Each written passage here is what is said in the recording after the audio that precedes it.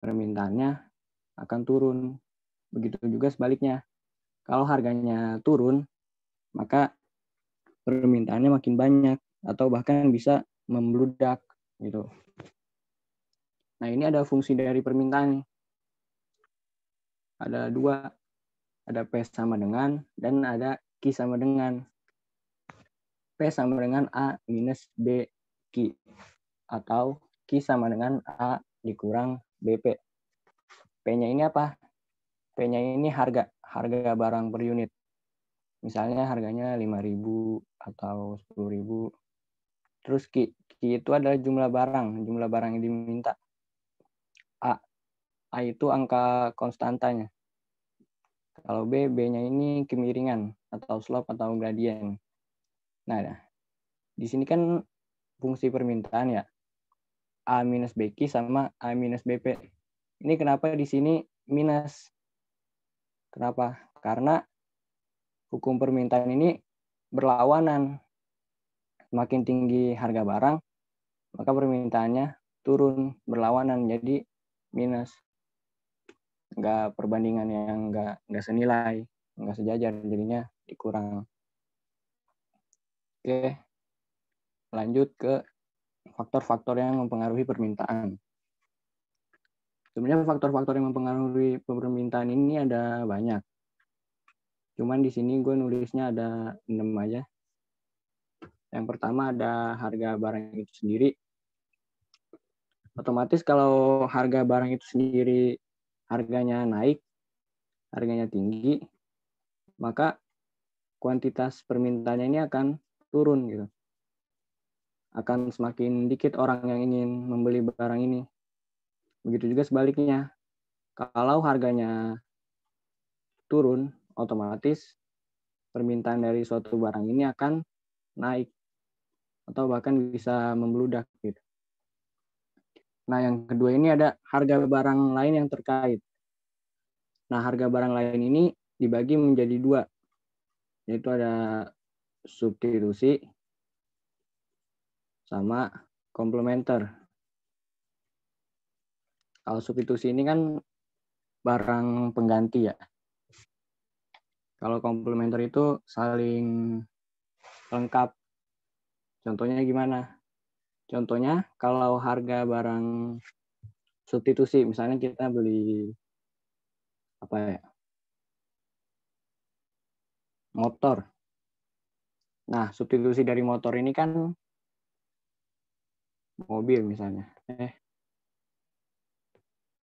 Jangan motor.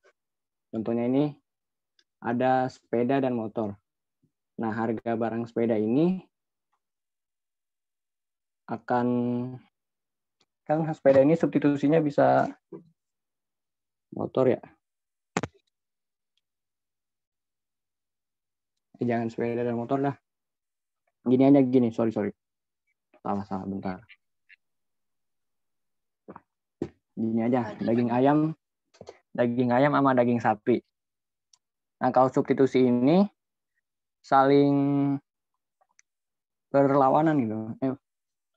Misalnya daging ayamnya meningkat, mahal nih daging ayam, maka otomatis daging sapinya juga akan turun gitu.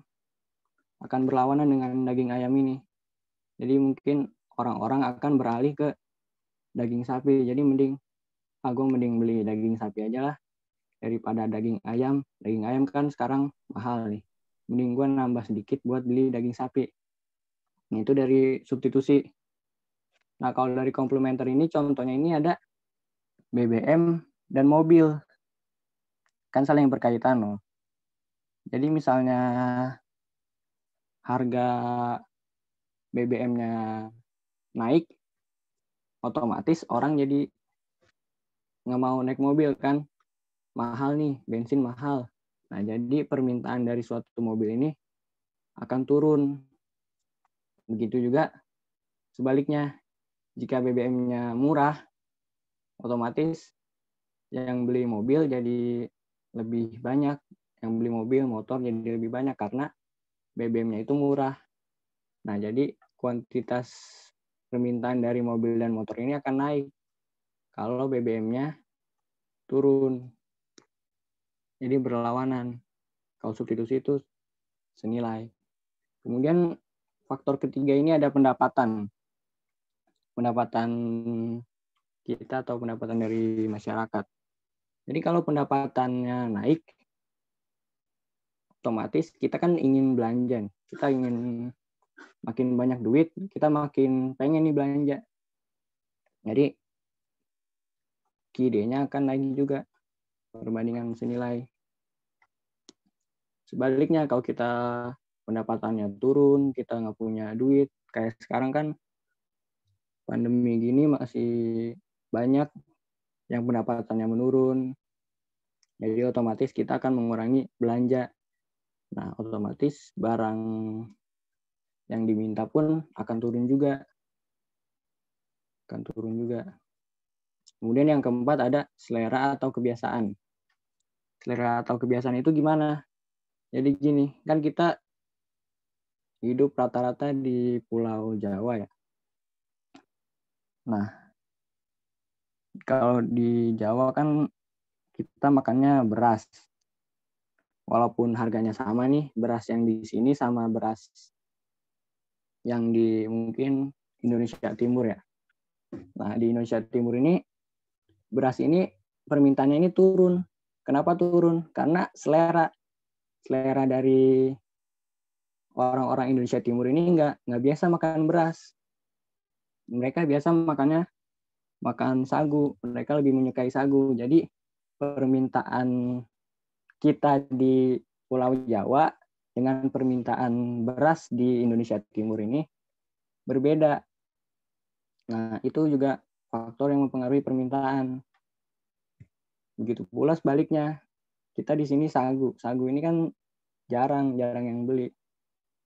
Nah, di Indonesia Timur ini sering karena di sana bahan makanan pokoknya itu dari sagu. Jadi permintaan di sana meningkat. Kalau di Pulau Jawa ini turun atau sedikit permintaannya. Kemudian ada faktor selanjutnya ada jumlah penduduk. Jumlah penduduk ini juga mempengaruhi dari permintaan. Misal kalau jumlah penduduknya banyak, otomatis barang yang diminta pun akan banyak. Begitu pula sebaliknya kalau penduduknya dikit, ya siapa yang mau mesen barang gitu kan. Jadi QID-nya juga akan turun. Kemudian ada perkiraan harga di masa depan. Perkiraan harga di masa depan ini kita mengira-ngira nih. Misal sekarang kan bulan Januari ya. Nanti Lebaran bulan Mei. Nah, kita ngira-ngira nih, pas Lebaran, harga dari ayam misalnya, daging ayam ini akan naik nih. Nah, pasti permintaannya juga akan naik, mengingat banyak orang juga yang ingin Lebaran kan pengen makan bikin opor, bikin yang lain. Otomatis QID-nya juga akan naik. Nah, dengan perkiraan ini kita bisa ngira-ngira nih. Mungkin kita bisa ngira-ngira kalau QID-nya naik, ya kita bisa beli yang lain gitu. Jadi itu kayak faktor yang mempengaruhi permintaan. Kemudian selanjutnya ada jenis-jenis permintaan. Yang pertama ini ada permintaan efektif. Permintaan efektif ini adalah permintaan terhadap barang dan jasa yang disertai kemampuan untuk membeli. Jadi kita minta suatu barang atau kita ingin beli suatu barang. Nah, ini disertai dengan kemampuan untuk membeli barangnya. Jadi kita minta suatu barang terus kita beli. Nah, itu masuknya ke permintaan efektif. Kemudian yang kedua ini ada permintaan absolut. Permintaan absolut ini adalah permintaan terhadap barang dan jasa yang tidak disertai kemampuan untuk membeli. Jadi ya cuman permintaan di pasar aja. Kemampuan untuk membelinya ya nggak ada, tidak disertai gitu. Jadi ini permintaan absolut. Kemudian yang ketiga ini ada permintaan potensial. Apa itu permintaan potensial? Jadi permintaan potensial ini adalah permintaan terhadap suatu barang dan jasa yang sebenarnya mempunyai kemampuan untuk membeli, tetapi tidak ingin membeli. Nah, ini agak gabungan dari yang pertama yang kedua ini. Jadi, kita minta suatu barang.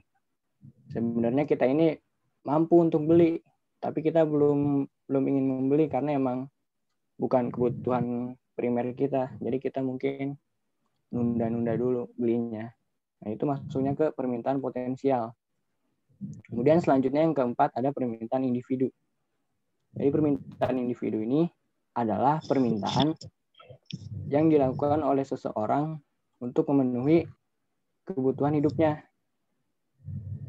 Nah, kebutuhan hidupnya. Jadi itu individu, bersifat individu. Jadi buat kita aja, buat diri sendiri permintaannya gitu.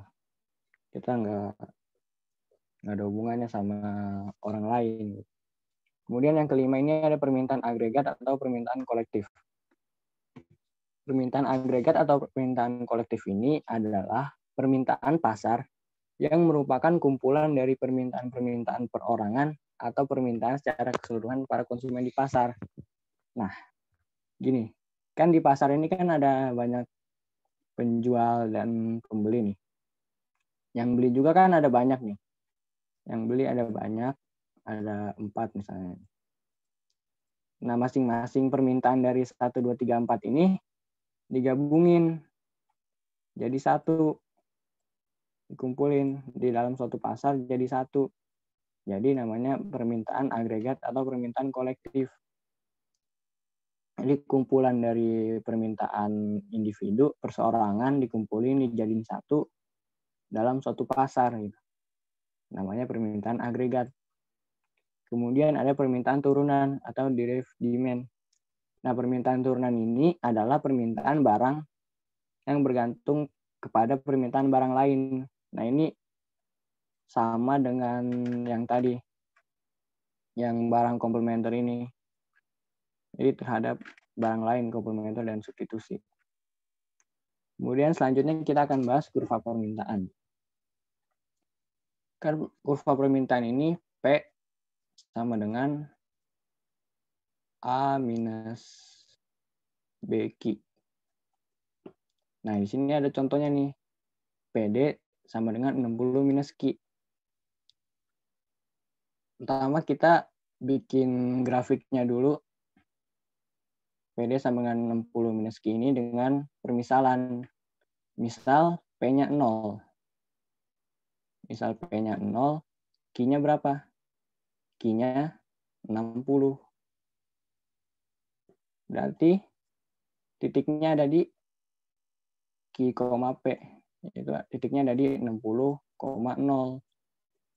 Kita tandain di sini nih. 60,0. Kemudian kita misal Q sama dengan 0. Kalau Q-nya 0, P-nya berapa? 60 kurang 0. P-nya 60. Kita bikin titiknya 0,60. Di sini titiknya 0,60 nih. Baru kita tarik garis. Nah, ini namanya kurva dari permintaan. Jadi pada saat harga 0 gratis nih, yang minta banyak, ada 60 kuantitasnya. Kuantitas dari permintaan. Kemudian harganya naik jadi 10. Kuantitas yang diminta juga akan turun menjadi 50. Naik lagi 10 jadi 20. Turun lagi. Jadi 40. Begitupun seterusnya sampai harganya 60 maksimal dan kuantitas yang diminta ini 0. Nggak ada yang mau karena harganya kemahalan. Gitu. Gimana misalnya kalau kurva permintaannya diganti? Bentar.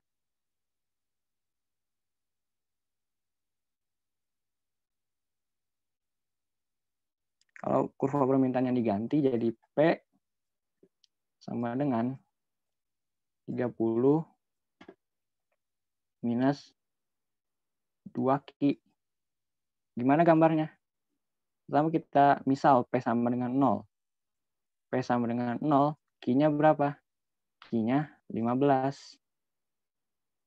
Kita gambar di sini 15,0. Di sini titiknya.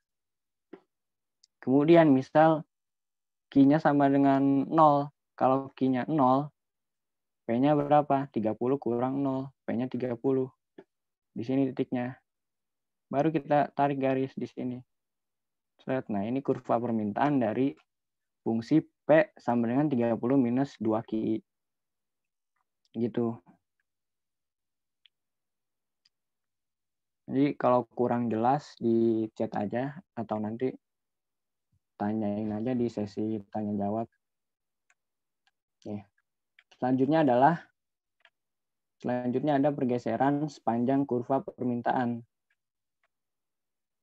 Nah, ini pergeseran kurva permintaan nih. Ini D0 nih, demand awalnya. Demand awalnya ada di 4 nih. Nah, kan kurvanya geser ke kanan, ada yang geser ke kiri. Nah, ini itu dipengaruhi oleh faktor-faktornya. Banyak penyebab dari pergeseran kurva permintaan ini selain harga barang itu sendiri. Jadi faktor ceteris paribus nih. Jadi yang lain dianggap tetap. Misalnya jumlah penduduk. Kayak tadi. Kalau jumlah penduduknya banyak, otomatis barang yang diminta pun akan banyak. Jadi ketika jumlah penduduknya naik, kurvanya akan geser ke kanan. Sebaliknya kalau jumlah penduduknya turun, kurvanya akan bergeser ke kiri. Jadi gini nih.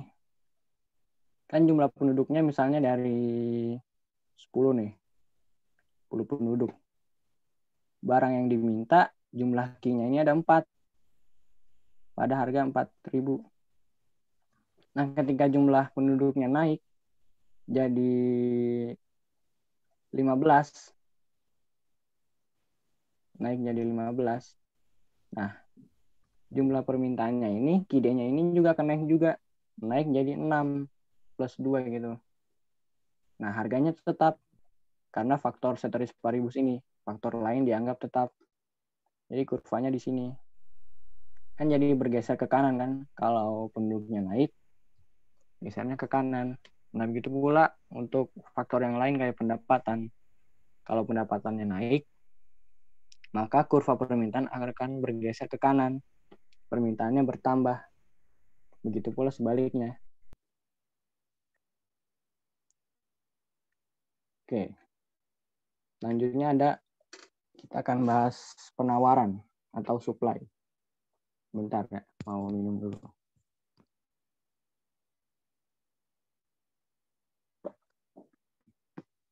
Ada penawaran dan supply. Apa itu penawaran? Penawaran atau supply adalah jumlah barang dan jasa yang ditawarkan pada tingkat harga tertentu dan dilakukan pada waktu tertentu.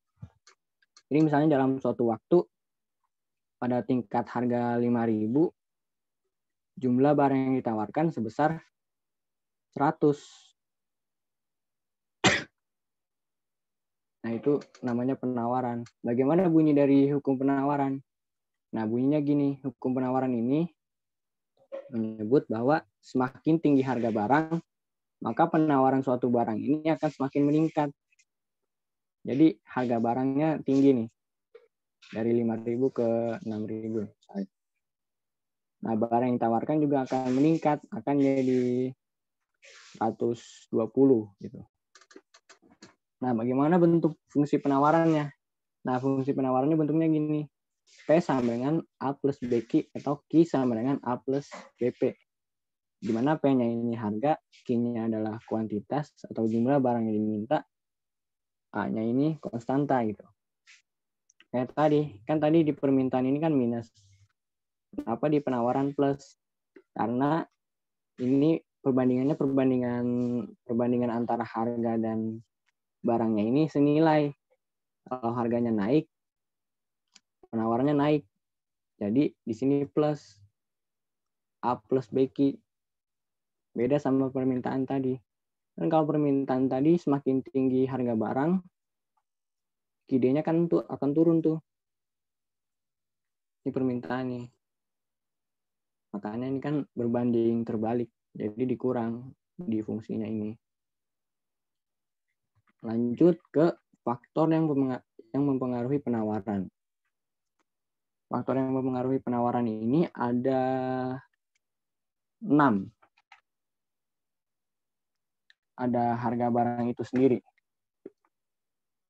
Jadi gini, kalau harga barang itu sendiri, jika harga barangnya ini naik, produsen cenderung akan menambah jumlah barang yang dihasilkan. Nah, hal ini kan harganya naik nih. Nah, produsen akan ngebuat harganya ini, penawarannya ini akan tinggi juga. Nah, hal ini akan nyambung ke hukum penawaran itu sendiri, yaitu semakin tinggi harga barang, maka penawarannya akan semakin meningkat. Gitu jadinya untuk yang pertama. Lalu yang kedua ada harga barang lain yang terkait. Kayak tadi, ada substitusi dan ada komplementer. Ada substitusi dan ada komplementer. Komplementer.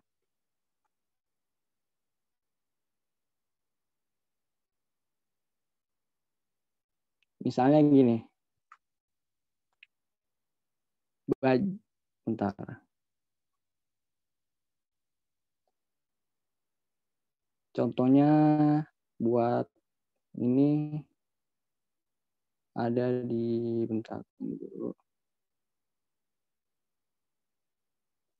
Kalau di harga substitusi ini, misalnya penawaran suatu barangnya ini bertambah, maka penawarannya juga akan naik gitu. Misalnya harga dari barang substitusinya ini naik, maka penawaran juga naik. Begitu pula buat komplement. Kalau harganya naik, jumlah barang yang ditawarin akan berkurang atau akan turun. Kemudian yang ketiga ini ada harga faktor produksi. Nah, kan dalam suatu produksi barang kan ada faktor-faktor produksi. Misalnya ini kan tenaga kerja dan alat ya. Nah, misalnya dari tenaga kerja, misalnya ini tingkat upah dari tenaga kerjanya ini tinggi, maka biaya membuatnya pun akan tinggi. Jadi harga gajinya tinggi. Nah, ini akan mempengaruhi ke barang yang ditawarkan. Barang yang ditawarkannya pun akan berkurang karena biaya membuat barang ini dialihkan ke pembayaran gaji ini. Jadi hubungannya berbanding terbalik. Begitu juga buat harga bahan baku. Misalnya kita dalam memproduksi suatu makanan gitu. Nah, harga bahan bakunya ini naik. Sama naik.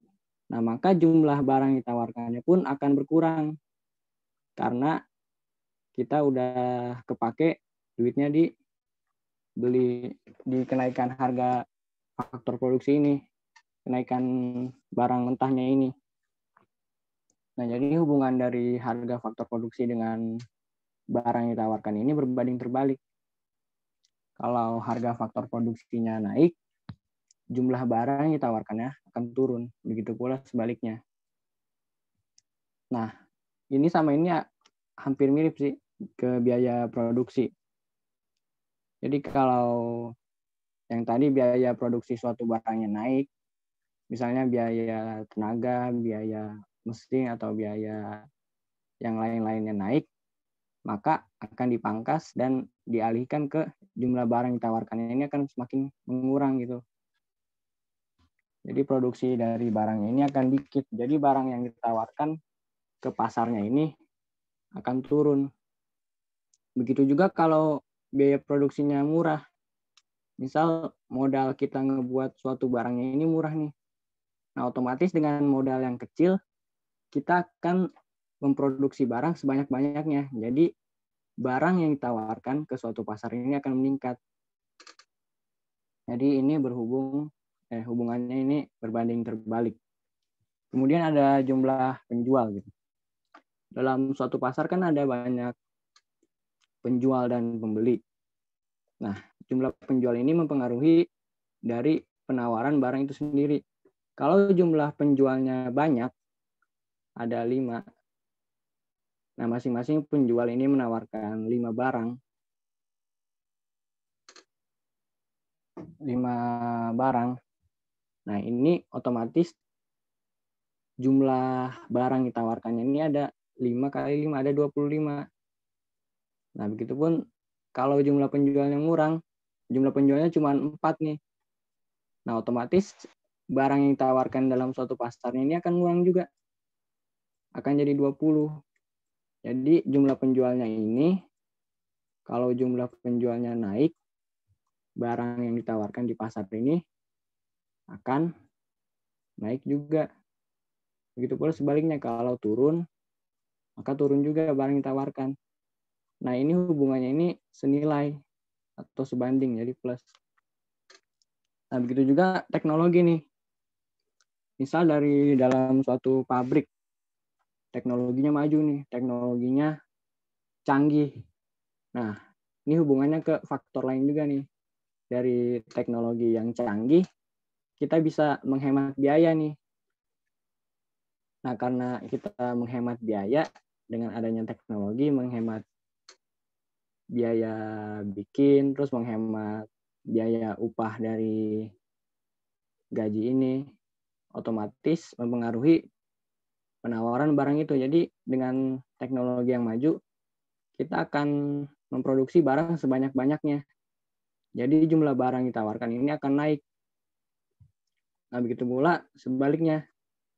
Kalau teknologinya masih minimal atau masih tradisional dalam memproduksi suatu barang, otomatis kita akan capek tenaga, capek waktu, atau kita akan upahnya ini akan naik juga, beban upah. Nah, otomatis barang yang ditawarkan ini akan kepangkas juga. Jadi kalau teknologinya masih teknologi biasa atau tradisional, jumlah barang yang ditawarkan akan menurun. Kemudian ada ke jenis-jenis penawaran. Nah, jenis-jenis penawaran ini ada 3. Yang pertama ada penawaran marginal. Apa itu penawaran marginal? Jadi penawaran marginal ini adalah penawaran yang dilakukan oleh penjual yang bisa menjual produknya dengan harga yang sama dengan harga pasar. Jadi misalnya harga pasar ini, harga suatu pasar untuk suatu barang ini 5.000. Nah, penawaran yang dilakukan oleh penjual, ini penjualnya ini bisa nih menjual harganya dengan sama kayak yang di pasar. Jadi penjual ini menjual barang seharga yang sama dengan pasar, itu 5.000 juga. Nah, ini disebut penawaran marginal. Kemudian, ini kurang A. Kemudian ada penawaran submarginal. Penawaran submarginal ini adalah penawaran yang dilakukan oleh penjual yang berani menjual produknya di bawah harga pasar. Misalnya gini, sama kayak yang tadi. Dalam suatu pasar, rata-rata penjual kan pada ngejual 5.000 nih. Harga pasarnya 5.000. Nah, si penjual ini yang kedua ini berani nih dia menjual produknya di bawah harga 5.000. Misalnya dia harga 4.000 nih. Agar banyak yang beli gitu. Jadi ini disebut penawaran submarginal. Kemudian yang ketiga ini ada penawaran supermarginal. Yaitu penawaran yang kebalikan dari submarginal ini. Jadi penawaran supermarginal ini adalah penawaran yang dilakukan oleh penjual untuk menjual produknya dengan harga yang lebih tinggi dari harga pasar. Misal harga pasar yang ditetapin tuh untuk suatu barang ya sama nih 5.000. Nah, si penjual ini nawarin barang dengan harga 6.000. Nah, penawaran ini disebut penawaran super marginal. Gitu. Kemudian ada kurva penawaran nih. Nah, kurva penawaran ini kan bentuknya P sama dengan A plus BP gitu. Nah, di sini ada contoh PS sama dengan Q plus 10 gitu. Gimana cara buat grafiknya? Sama. Kita misalin P dan Q ini sama dengan 0. Jadi misalnya P-nya 0, Q-nya ada di minus 10 tadi. Ada di sini nih. Kalau gambar grafiknya nih. Ada di minus 10 sini nih. Kalau ditarik grafiknya gini. Nah, kemudian misal Q-nya 0, P-nya berapa? 0 tambah 10 sama dengan P-nya 10. Ada di sini nih. Q-nya 0, P-nya 10 ini nih. Q-nya 0, P-nya 10. Jadi ditarik. Kan tarik gini, set ke atas.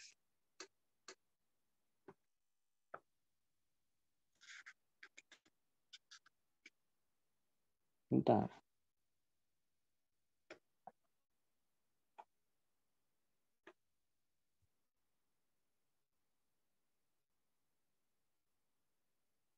Kenapa ada yang tanya? Kenapa 10-nya jadi minus? Kan kita misal jadi P sama dengan 0. P sama dengan 0. Nah, berapa tambah 10 yang hasilnya 0? Jadi minus 10. Di sini nih, ada di sini, minus 10. Kan kalau kita tarik garis ke sini, tarik ke atas. Gitu. Nah, pada tingkat harga P-nya 10, kuantitas barang yang ditawarkannya ini 0. P-nya 10, Q-nya 0. Kemudian pada harga 20, iya ada yang kebalik nanti ya. Tunggu. Kemudian untuk P-nya 20, kuantitas barang yang ditawarkan ini ada 10. Nah, kemudian naik juga. Naik 10, 10, 10, 10. Karena ini kenaikannya ini sebanding atau senilai. Kalau harganya naik, barang yang ditawarkannya ini akan naik juga. Jadi semakin naik, semakin tinggi. Nah, kurva ini bergerak dari kiri bawah ke kanan atas. Kurva permintaannya ini bergerak dari kiri bawah ke kanan atas.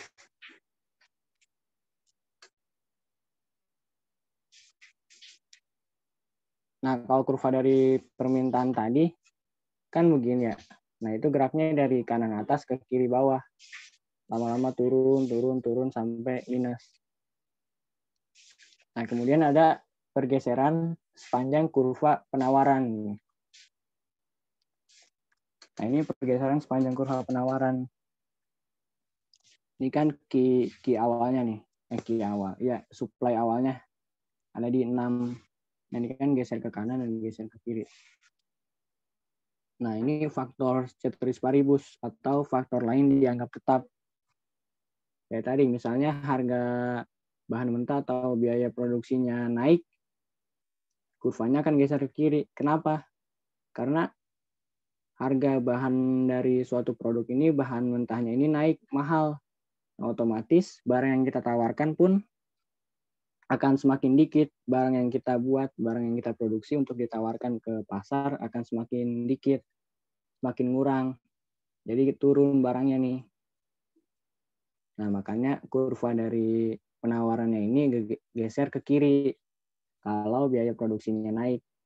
Kalau biaya produksinya turun, otomatis kita memproduksi suatu barang sebanyak-banyaknya nih.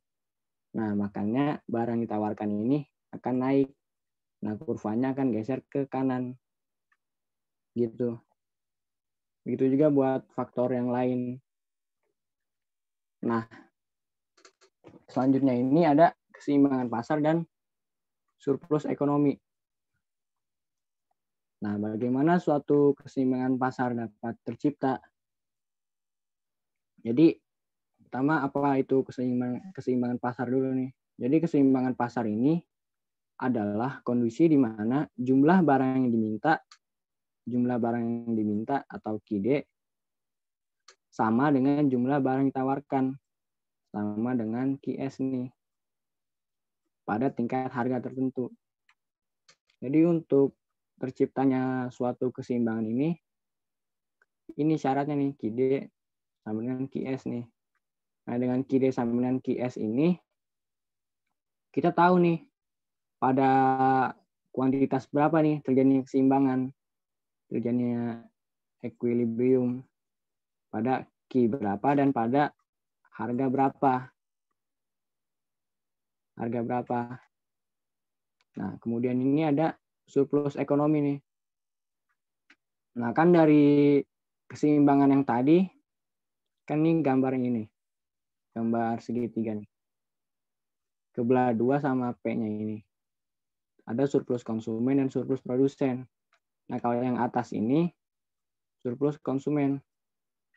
Yang bawah ini ada surplus produsen. Nah, apa itu surplus konsumen dan surplus produsen?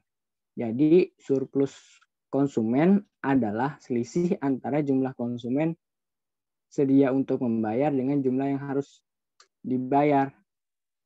Misalnya gini, asumsi kita konsumen nih. Kita mau beli nasi Padang nih. Nasi Padang lauk ayam misalnya. Nah, kita sedia untuk membayarnya atau kesiapan kita untuk membayar nasi Padang ayam ini sebesar 20 nih. 20.000.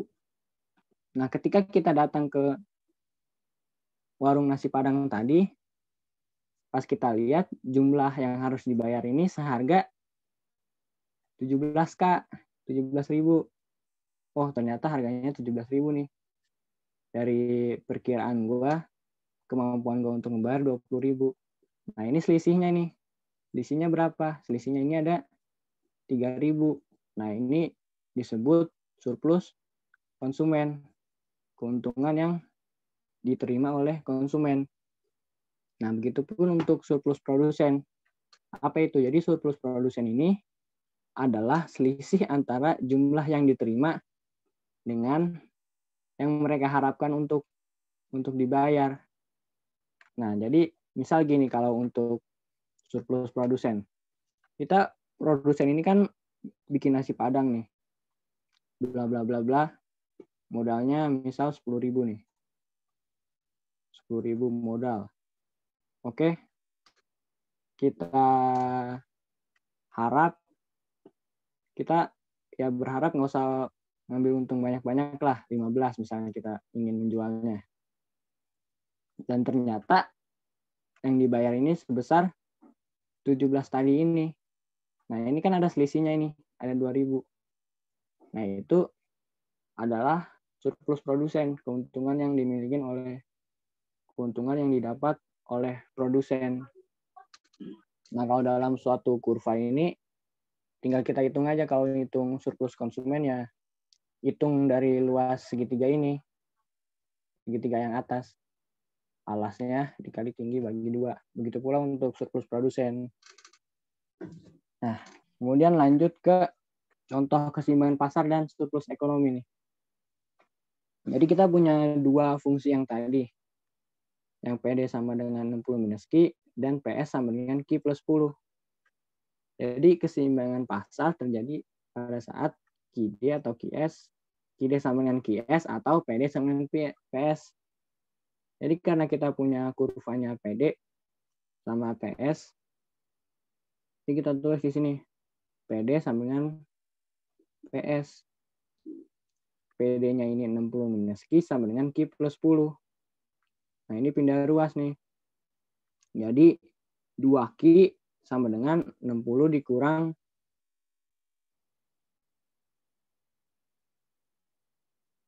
ini PDF-nya. Ya, nanti materinya akan di-share kok di drive-nya Bersinar. Dan jangan lupa untuk cek di drive Bersinar. Nah, ini kan Q-nya ini kan pindah nih ke kanan. Jadi 2Q. 2Q sama dengan, nah 10-nya ini pindah ke kiri. Jadi 60 dikurang 10 sama dengan 50. Jadi 2Q sama dengan 50. Nah, QE-nya ini, kuantitas equilibriumnya ini ada di 25. Nah, QE25 ini kita masukin ke salah satu fungsi yang tadi nih. Terserah mau fungsi PD atau fungsi PS. Nah, kita masukin ke fungsi PD nih. P sama dengan 60 minus Q. P sama dengan 60 minus Q equilibrium ini, 60 minus 25. Jadi, PE-nya ini sama dengan 35. Atau kalau mau fungsi yang kedua, P sama dengan Q plus 10. P sama dengan Q-nya 25 ditambah 10, jadi 35 sama. Jadi harga keseimbangan atau price equilibrium ini sama dengan 35. Dan kuantitas equilibrium ini ada di 25. Jadi keseimbangan pasarnya ini terjadi di titik PE sama dengan 35 dan QE sama dengan 25. Nah, bagaimana gambarnya? Nah, tadi kan udah digambar nih grafiknya nih. Nah, equilibrium ini ada di titik temu nih antara kurva penawaran dan kurva permintaan. Nah, jika kita tarik garisnya nih ke bawah, akan dapat nih di sini nih. Nah, di sini kan QE-nya ini. QE-nya ini 25. Di sini 25. Begitu pula untuk price-nya. Kita tarik garis ke sini, dapat 35. Nah, bagaimana kita menghitung surplus konsumen dan surplus produsen ya? Nah, ini kan yang atas ini SK. Yang bawah ini SP, surplus produsen. Kan kita ngitung luas segitiga ya, kayak biasa aja. Ngitung alas dikali tinggi dibagi 2. Ini kan alas dari segitiga SK ini 25 kan, dari sini ke sini 25. Jadi setengah dikali 25 dikali tingginya nih, tinggi dari segitiga SK ini. Tingginya ini kan 60 di rentang 60 dan di 35. Nah, ini selisih dari 60 35 ini. 60 dikurang 35. Jadi tinggi dari segitiganya ini ada 25. Jadi surplus konsumennya setengah dikali 25 dikali 25. Nah, jadi hasil dari surplus konsumennya ini adalah 312,5. Gitu. Nah, kalau untuk surplus produsen sama nih. Kita menghitung segitiga yang bawahnya nih. Segitiga yang bawah. Nah, untuk segitiga yang bawah sama nih. Ini kesini kan 25. Dan ini tingginya ini 35 kurang 10. 35 kurang 10 kan 25 juga. Jadi untuk surplus produsen setengah dikali 25 dikali 25. Hasilnya sama juga kayak surplus konsumen, yaitu 312,5. Oke, ada yang mau ditanyain? Bentar, gue baca dulu. Kak, biasanya SK sama SP ini selalu sama atau kebetulan aja? Biasanya ini beda-beda SK sama SP-nya. Cuman ini kebetulan soalnya aja. Jadi SK dan SP-nya sama. Jadi biasanya beda-beda kok. Nggak selalu sama. Mulai 10 dari mana ya, Kak? Mulai 10. Kan 10 ini kan grafik dari fungsi penawaran. Grafiknya QS ini kan 10 tarik ke atas nih. Grafik yang ini nih. Yang tadi nih, yang ini nih.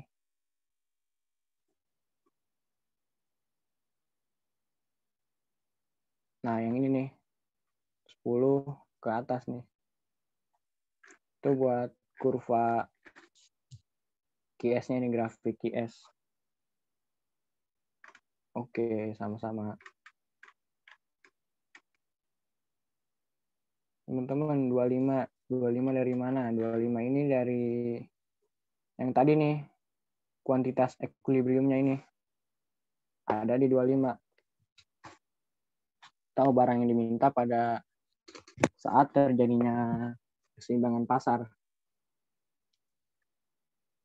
Oke, jadi itu cara nyari keseimbangan pasar dan cara nyari sekaligus cara nyari surplus ekonominya.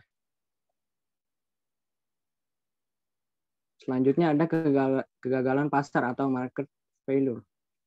Nah, kegagalan pasar ini adalah suatu kondisi di mana pasar mengalami kegagalan dalam menyediakan kebutuhan sehingga muncul biaya-biaya tambahan. Penyebabnya gimana? Kan ada penyebab kegagalan pasar. Sebenarnya penyebab kegagalan pasar ini ada banyak. Cuman yang penting untuk diketahui ini cuma 4 aja. Yang pertama ini ada informasi tidak sempurna. Jadi suatu kondisi di mana salah satu pihak dalam mekanisme pasar ini memiliki banyak informasi dari pihak lainnya. Jadi informasi dalam suatu pasar ini nggak transparan lah istilahnya. Jadi cuma salah satu pihak aja, misal cuma penjual aja gitu. Pembelinya nggak tahu berapa ini, sehingga muncul biaya-biaya tambahan ini. Nah, kemudian yang kedua ini ada daya monopoli. Apa itu daya monopoli?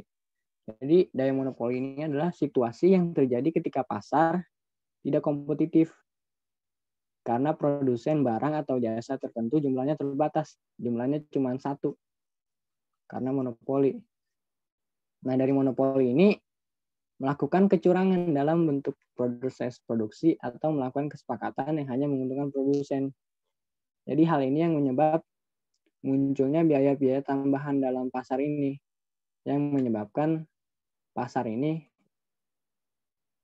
gagal gitu. Kegagalan pasar. Kemudian ada yang ketiga ini ada eksternalitas. Nah, eksternalitas ini adalah keuntungan atau kerugian yang ditanggung oleh pihak ketiga yang tidak terkait langsung dengan suatu transaksi atau aktivitas ekonomi. Contohnya gimana nih? Contohnya ini misal dalam suatu pabrik. Nah, dalam pabrik ini kan dalam proses produksinya ini kan mengeluarkan limbah, baik itu limbah produksi gitu, atau mengeluarkan polusi udara. Nah, dari polusi dan limbah ini menyebabkan pihak ketiga ini atau kita sebut sebagai masyarakat sekitar pabrik ini mengalami kerugian nih. Nah, kerugian dari ini nggak ditanggung oleh pabriknya ini. Nah, hal ini disebut eksternalitas. Jadi eksternalitas ini ada 2, ada yang menguntungkan dan ada yang merugikan. Nah, yang merugikan itu salah satunya yang tadi ini. Aktivitas yang dilakukan oleh suatu pabrik menghasilkan polusi atau pencemaran bagi masyarakat sekitar pabrik. Dan kerugian masyarakat ini nggak ditanggung sama pabrik ini. Jadi pabriknya ya bersikap bodoh amat gitu. Nggak peduli. Kemudian ada barang publik atau public goods. Jadi jenis barang yang memiliki sifat non-rival sekaligus non-eksklusif. Barang publik ini memiliki 2 sifat, yaitu sifat non-rival dan sifat non-eksklusif. Nah, barang publik ini dapat menciptakan kegagalan pasar. Nah, beberapa orang membayar untuk memperoleh manfaatnya, sementara yang lain tidak. Meski tidak membayar, mereka sama nih memperoleh manfaat yang sama dengan manfaat yang sama dari barang publik ini. Jadi mau lu bayar atau nggak bayar, lu sama nih, sama-sama dapat manfaat dari barang publik ini. Nah, kemudian ada intervensi pemerintah. Gimana non-rival? Non-rival itu maksudnya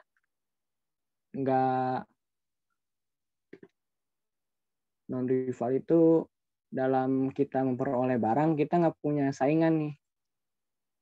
Kan rival ini kan kayak persaingan nih. Rival itu kan artinya persaingan atau saingan. Jadi dalam misalnya kita ingin memperoleh suatu barang nih. Nah, kita nggak perlu bersaing dengan yang lain atau yang nggak direbutin. Benar. Jadi kita nggak perlu capek-capek nih bersaing sama yang lain buat dapetin barang ini. Nah, itu disebut non-rival. Jadi kita bebas dapatnya, nggak perlu capek-capek bersaing, nggak perlu capek-capek berebut. Nah, kemudian ada intervensi dari pemerintah. Oh, contoh dari public goods. Contoh dari public goods ini banyak. Sebenarnya ya kayak yang ada di alam ini kayak air, udara, terus jalan raya kan itu termasuk barang publik. Jadi kita nggak perlu usaha gitu dalam memperolehnya. Jadi kita tinggal ambil aja. Misal udara nih, udara segar atau udara nih, yang kita tinggal hirup aja nih, kita dapat dari udara itu. Atau contohnya jalan raya nih. Kan kita jalan raya ini kan masuknya ke barang publik gitu. Jadi kita nggak perlu capek-capek nih kita bayar atau capek-capek kita bersaing untuk dapat fasilitas jalan raya ini. Nah, kemudian ini ada intervensi dari pemerintah, yaitu campur tangan yang dilakukan pemerintah dalam sistem ketentuan dan perkembangan yang dilakukan untuk mengurus negara. Jadi intervensi pemerintah ini sebenarnya ada banyak, cuman yang sering dibahas ini ada 2, ada 4. Ada harga dasar, harga tertinggi, pajak, dan subsidi. Nah, untuk harga dasar ini ada tingkat harga minimum yang diberlakukan oleh pemerintah dalam suatu barang. Nah, tujuan dari penetapan harga dasar ini atau floor price adalah melindungi produsen. Misal dalam suatu pasar nih, Niki kan, ini P. Nah, dalam suatu pasar ini menjual harganya murah. Harganya iya murah banget nih.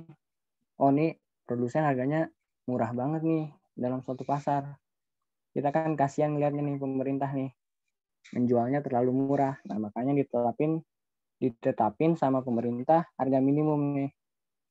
Misalnya produsen ada yang jual di harga 10 nih. Nah, pemerintah netapin nih harga minimumnya nih. Misal harga minimumnya 25 nih. Nah, dalam pasar ini suatu barang dijual minimum harganya 25, nggak boleh kurang dari 25 ini. Nah, kan dengan adanya penetapan harga dasar ini kan sangat membantu produsen. Yang tadinya produsen ini jual harganya murah, harganya 10, 15, atau 20, dengan penetapan ini dia kebantu dengan adanya harga dasar ini. Jadi lebih banyak menerima pendapatannya. Nah, kemudian ada harga tertinggi atau selling price. Jadi harga tertinggi ini adalah tingkat harga maksimum yang diberlakukan oleh pemerintah dalam suatu barang. Tujuan dari harga maksimum ini adalah kebalikan dari ini, melindungi konsumen. Misal dalam suatu pasar nih, dalam suatu pasar ini menjual barang mahal banget nih. Ada yang menjual di 60 nih, atau ada yang menjual di atas nih 70. Nah, pemerintah melihatnya, nggak bener nih. Kasihan kan yang mau beli, konsumennya kasihan harus ngeluarin biaya yang lebih untuk mendapatkan suatu barang ini. Nah, makanya pemerintah ini campur tangan nih. Pemerintah ini ikut membantu dalam suatu pasar ini. Pemerintah netapin harga tertinggi. Harga tertinggi. Jadi pemerintah netapin dipatok nih. Harga tertinggi dari pasarnya ini 50 nih. Selling price. Ini F floor price. Jadi harga tertinggi dari pemerintah ini dipatok nih. Lu boleh jual harga maksimumnya 50 nih. Nggak boleh lebih dari 50. Nah, hal ini kan sangat membantu konsumen. Jadi konsumen merasa tidak perlu menambah biaya untuk mendapatkan suatu barang. Jadi itu buat harga dasar dan harga tertinggi. Kemudian selanjutnya ada pajak. Ada dua, pajak dan subsidi. Bentar. Ya, selanjutnya ini ada pajak. Ada dua kan sebenarnya, ada pajak dan subsidi. Cuman yang sering keluar di soal-soal biasanya yang pajak ini.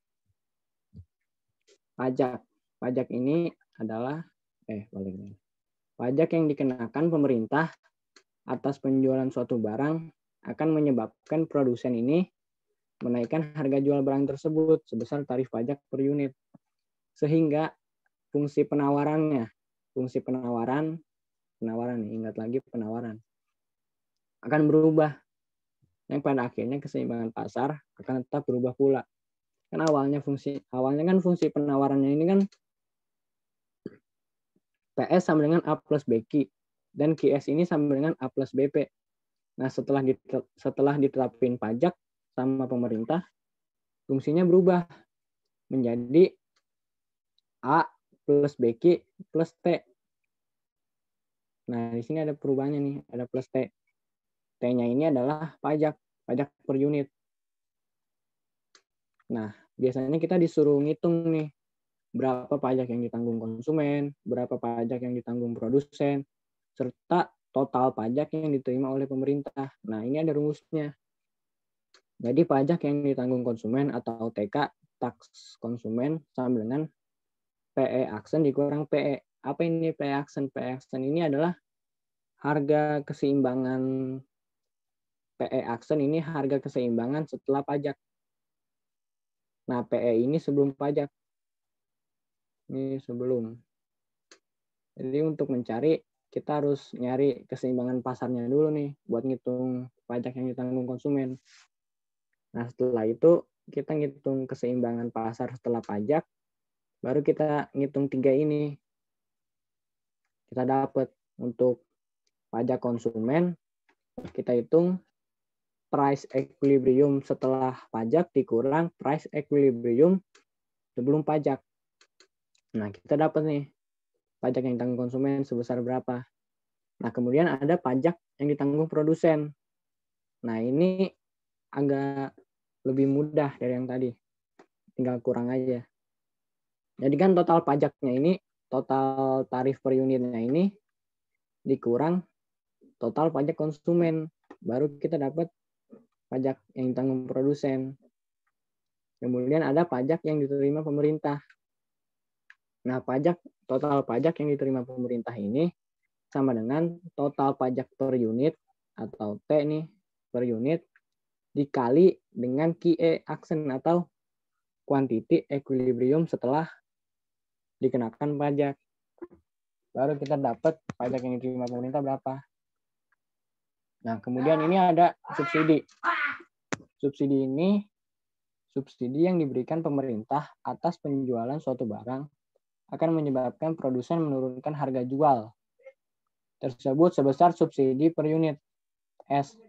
Sehingga fungsi penawarannya ini akan berubah. Yang pada akhirnya keseimbangan pasarnya pun akan berubah pula.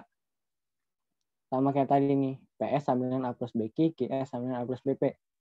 Setelah dikenakan tarif subsidi, fungsinya berubah.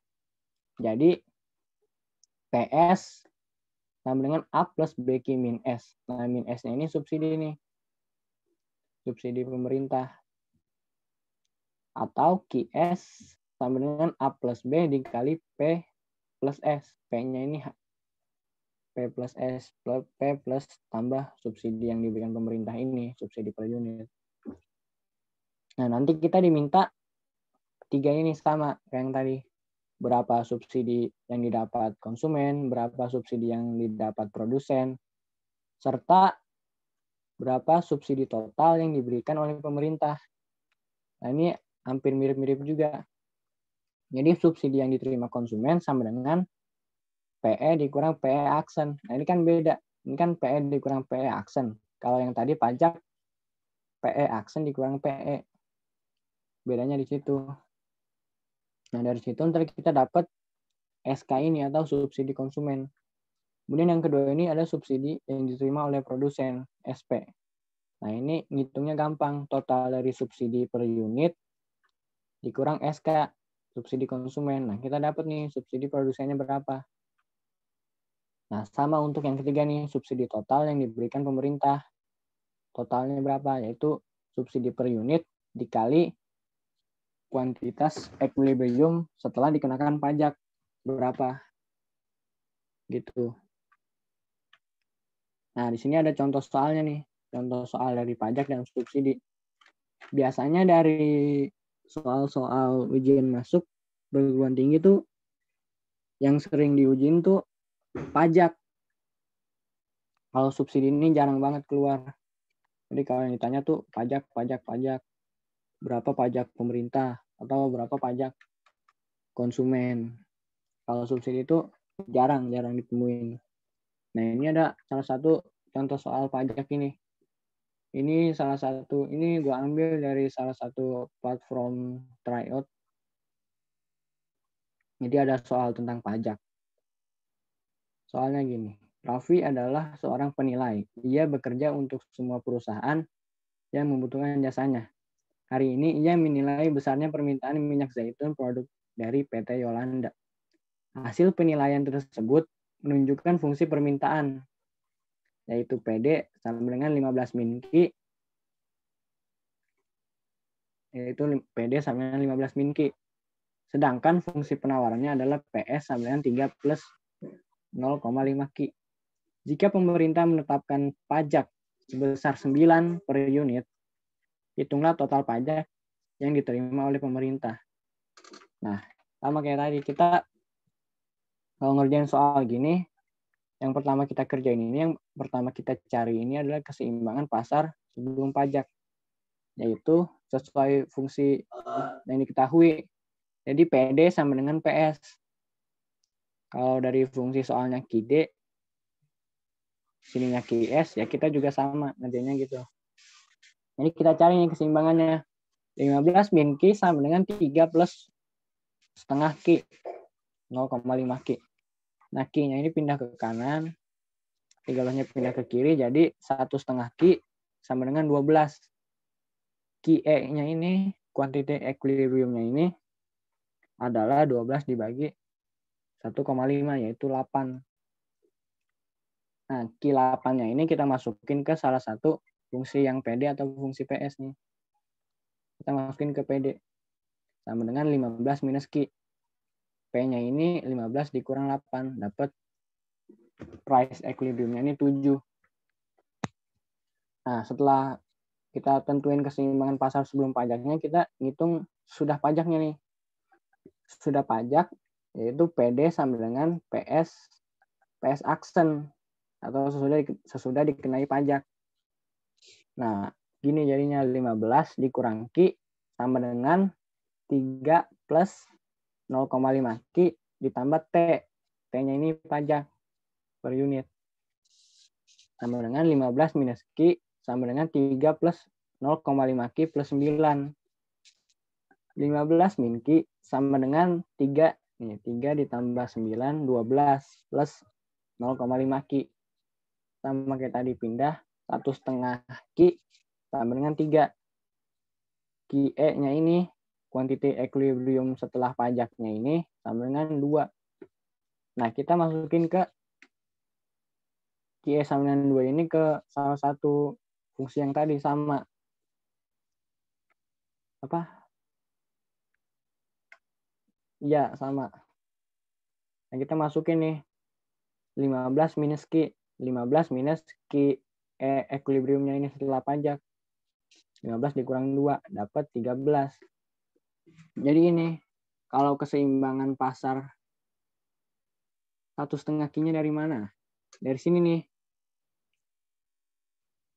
Jadi kita pindah ruas saja nih. 0,5. Nah, minus Ki-nya ini kita pindah ke kanan. Jadi 0,5 Ki ditambah Ki. Nah, Ki-nya ini kan 1. 0,5-nya setengah. Jadi 1 tambah setengah. 1,5 Ki.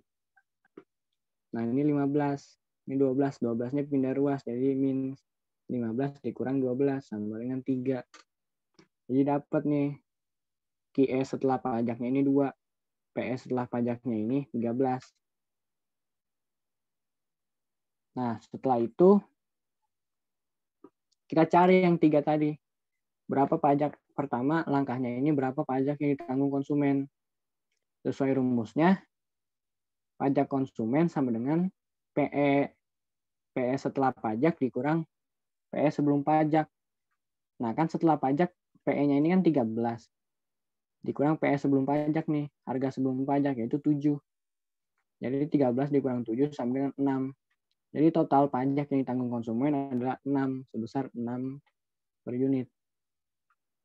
Kemudian pajak yang ditanggung produsen, yaitu T-nya ini total pajak, T-nya ini pajak per unit yang tadi dikurang pajak konsumen. Nah, di soal T-nya ini 9, jadi 9 dikurang 6, dapat pajak produsennya ini 3. Jadi pajak yang ditanggung produsen adalah sebesar 3 per unit. Nah, kemudian berapa total pajak yang diterima pemerintah? Nah, total pajak yang diterima pemerintah ini adalah T dikali QE setelah pajak. T-nya ini 9 dikali QE setelah pajaknya ini 2. Yang ini. Jadi 9 dikali 2 sama dengan 18. Nah, itu buat soal yang pajak. Kemudian ada soal yang buat subsidi. Diketahui suatu fungsi permintaan PD sama dengan 45 minus 3Q. Dan fungsi penawaran PS sama dengan 2Q plus 15. Serta subsidi pemerintah sebesar 8 per unit. Hitunglah total subsidi yang diberikan oleh pemerintah. Pertama kita tentuin keseimbangan pasarnya dulu. PD sama dengan PS. Dapat QE-nya 6. Kita masukin ke salah satu fungsi yang tadi. 45 minus 3Q. 45 minus 3 dikali 6. 45 dikurang 18. Kita dapat PE-nya 27. Kemudian kita hitung nih, kita tentuin nih keseimbangan pasar sesudah subsidinya nih. Berapa? Nah, rumusnya gini, PD sama dengan PS aksen. PD 45 minus 3Q sama dengan 2Q plus 15 nih. PS-nya ini nih. 2Q plus 15 dikurang subsidi nih. Dikurang subsidi ini dari rumus yang ini nih. Makanya dikurang subsidi. Kurang subsidi. Jadi 45 minus 3Q sama dengan 2Q plus 15 dikurang 8. Jadi 45 minus 3Q sama dengan 2Q plus 7. 5Q sama dengan 38. QE setelah subsidi sama dengan 7,6. Nah, 7,6 ini kita masukin ke salah satu fungsi yang tadi. 45 dikurang 3Q. 45 dikurang 3 dikali 7,6. 45 dikurang 22,8. Dapat price equilibrium setelah subsidinya ini sebesar 22,2. Nah, baru kita hitung 3 komponen yang tadi. Jadi kita hitung pertama subsidi yang diterima oleh konsumen.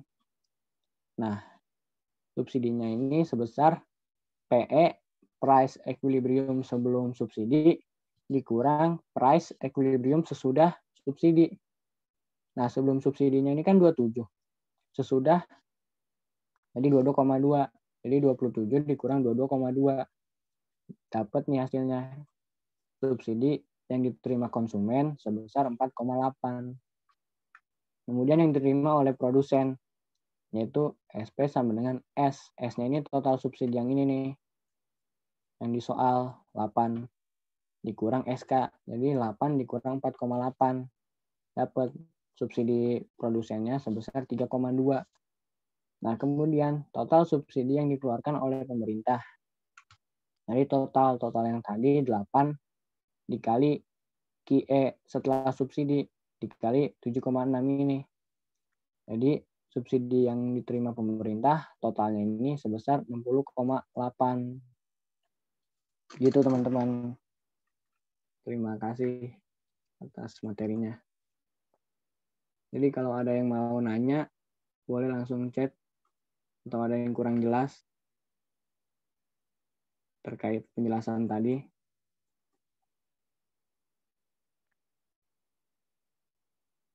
Tanya aja langsung di chat, nggak apa-apa.